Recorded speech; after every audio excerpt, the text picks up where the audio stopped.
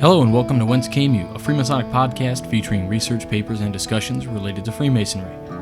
I'm your host, Robert Johnson, a Yorkite Mason and Knight Templar. Okay, well, I'm back in a motorized vehicle again. Things are moving along with the insurance and things, and I'm going to share with you that I bought a Jeep. At a point sometime in the distant past, I fell in love with Jeep. Perhaps it was when I was driving around the Mojave in a 98 TJ or in the canyons of Southern California in my good friend Greg's CJ. Bottom line is I bought one a long time ago and drove it all over the place. I loved off-roading. Then one day I traded it in to get a family car. It was just too much to fit 3 little boys into the back seat of a Wrangler. I bought a Jeep Compass. It wasn't an off-road vehicle, but it had 4-wheel drive and I was still in a Jeep, which was okay, I guess. Then I traded that in and just drove my Chevy for a while because I hated having a car payment. It was great until I was hit by the car driving into oncoming traffic and hit me head on. That car was great, it saved my life, but I knew now I would buy another Jeep. Now that my boys were older and not all in giant car carriers, I bought an '07 Liberty. It was used and fits the car seats well. It drives just like my old Wrangler, but it has some little comforts like automatic windows. Why am I telling you this? Well, it boils down to something that happened a long time ago in 2007. I was still driving my Wrangler and had just moved up to Illinois from Southern California. I was looking for an off-road club. I couldn't find one, and I was looking all over the internet. One of the things I stumbled upon was this forum for Jeep owners. There I inquired about a great many things, and one of which was if there were any off-road Masonic organizations.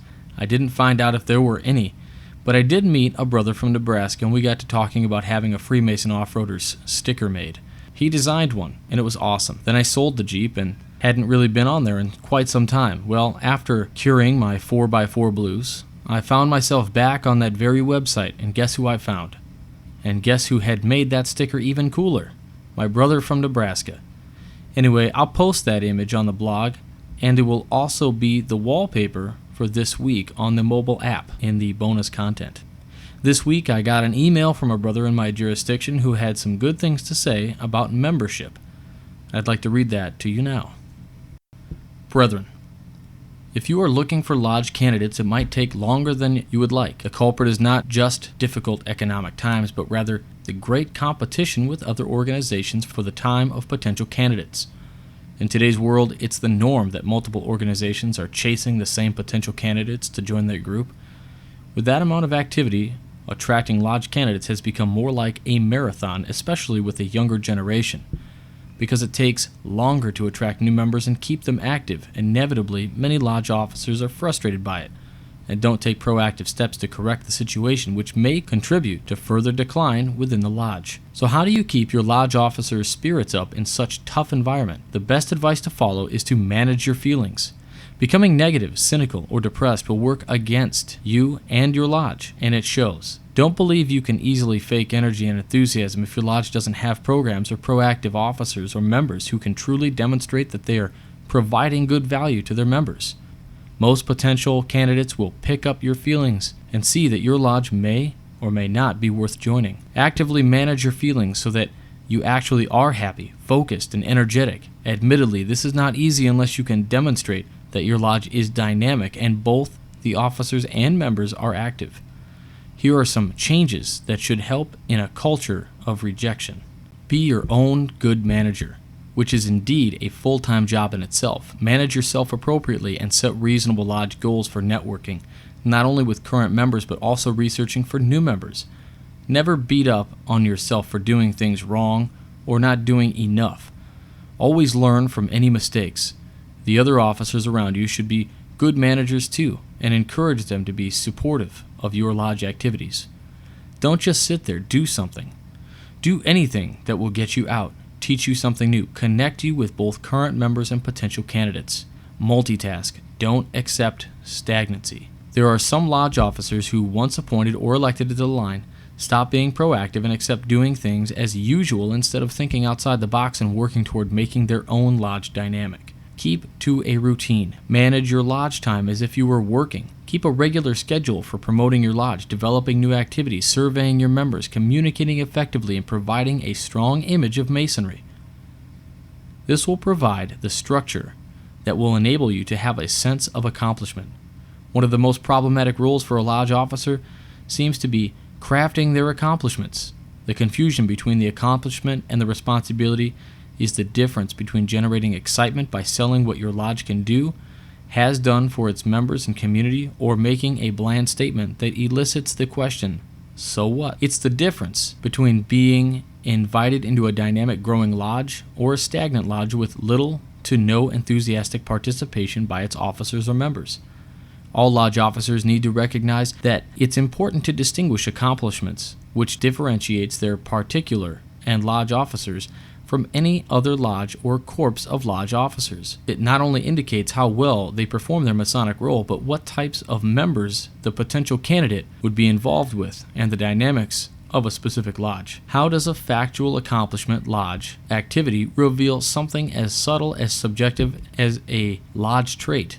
The number of lodge officer accomplishments and lodge activities indicates the degree to which a lodge or corps of lodge officers are go-getters and would be worth joining. It shows that a lodge or lodge officers are motivated to go beyond the average job and how much pride the lodge and lodge officers have. Moreover, it demonstrates to potential candidates that the lodge officers are worth talking to, and it opens the field for potential candidates to ask for more information about what types of programs a lodge implemented, as well as eventually leading to a request to petition. Brethren, remember that you are selling a product, and that product is your lodge and Masonry in general.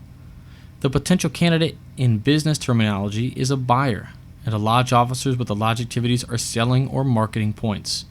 However, if the buyer isn't interested, you can't close the sale, and that's your problem, not theirs. Thus, let's put a positive spin on lodge dynamics. Fraternally, John Loaiza, Grand Lodge Leadership Committee. This week's Grand Lodge Spotlight is the Grand Lodge of Florida. Here is a piece which was prepared by the Grand Lodge of Florida for their 151st sesquicentennial celebration annual communication, National Florida State and Masonic History through and about 1830. The forests would be silent if only the best birds sang. Let me repeat that. The forests would be silent if only the best birds sang. To me, my brothers, that could only mean that Masonry survives only because it takes all of us to accomplish what we do in this greatest fraternity of men in all the world. Masons make efforts of varying degrees, but large or small collectively, the impact is constructive, power to be reckoned with in these times as it was back in 1830 when our Grand Lodge was formed. Andrew Jackson was in office as President of the United States from North Carolina and Grand Master of Tennessee in 1822 to 1823. His lodge is actually unknown to Masonic historians, but he is said to have attended Clover Bottom Lodge under the Grand Lodge of Kentucky. Yes, Masonry had its dark days too, especially following the Morgan Affair, which occurred in the Western York beginning in Batavia in 1826. A wave of anti-Masonry broke over the fraternity. It is not certain that this stemmed entirely from the Morgan Affair. Prominent Masons renounced Freemasonry and devoted their lives to its vilification. Conventions were conducted against our fraternity. Churches were recommending that Masons be excommunicated. The frenzy increased after 1830 and covered more and more territory. Politicians ran on anti-Masonic tickets.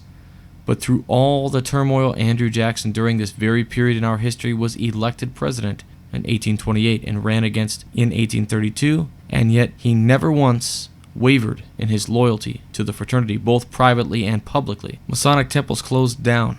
As an example of how widespread the anti-Masonic feelings were, the Grand Lodge of New York had 480 lodges in 1826 with about 20,000 members, but between 1827 and 1839, only 50 to 90 lodges were reporting to Grand Lodge. In 1835, only 75 lodges were on the rolls. For a time in Vermont, not a single lodge was working. Anti-Masonic movements were worldwide in scope, while the lowest point in Freemasonry in the United States was about 1840, and it required an additional 20 years after that date for Freemasonry to have everywhere recovered. After that, it grew rapidly and soon exceeded its former self, and in the midst of it all, the Grand Lodge of the Territory of Florida was born, and has flourished ever since. Why?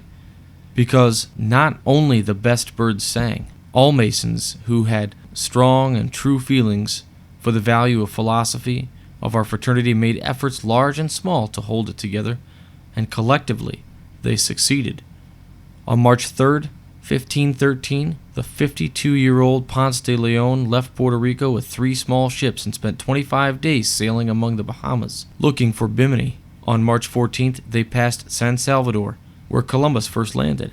Although Florida was sighted on March 27, 1513, they proceeded on a course of west-northwest and anchored near the land in about 8 fathoms of water. Thinking the land was an island, they named La Florida because it had a very beautiful view of many cool types of woodland. It was level and uniform, but moreover, they discovered it in a time of their country's feast of flowers, as Florida in Spanish means land of flowers. They wished to conform in the name for these reasons. Many years passed after the purchase of Florida from the Spanish, but eventually a bill to admit Florida as a state passed the National House of Representatives in 1845 and the U.S. Senate on March 1, 1845. The 11th President, James K. Polk, also a brother Mason of Columbia Lodge No. 31, signed it 2 days later, making March 3, 1845 the date of Florida's entry into the Union. The news reached Tallahassee 5 days later, and Governor Branch finally received an official copy of the act 10 days later. In Tallahassee there was much rejoicing, with the ringing of bells, firing of cannons,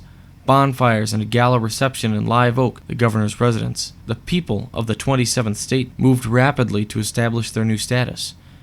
The Legislative Council met on March 11, 1845 and set elections for May 26th of that year. Voters would, at that time, choose a governor, a member of the National House of Representatives, 7 state senators, and 41 House members. June 23, 1845 was set for the meeting of the First General Assembly. In 1830, the federal census indicated that the population of Florida was 34,730, all rural residents. The slave population was 15,501. Also in 1830, it is indicated that 24,837 immigrants entered the United States, consisting of mostly people with no occupation at all, and a few laborers, farmers, professionals, commercial, and servants.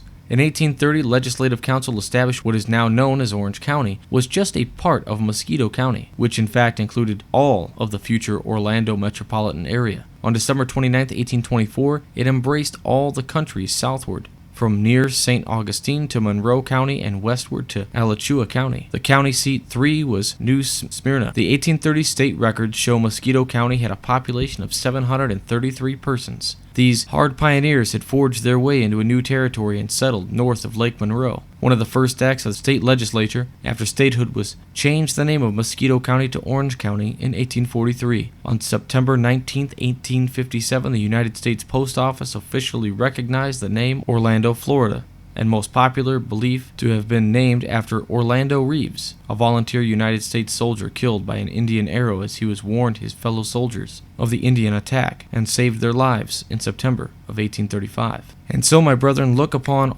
all of what has happened up to the year 1830, certainly after 1830, but most especially July 5th, 1830, 105 years ago when Freemasons met to form the Grand Lodge of the Territory of Florida. All of these things could not have come to pass if only the best birds sang. What a great piece, and you can find out much more by visiting the Grand Lodge of Florida's website at glflamason.org.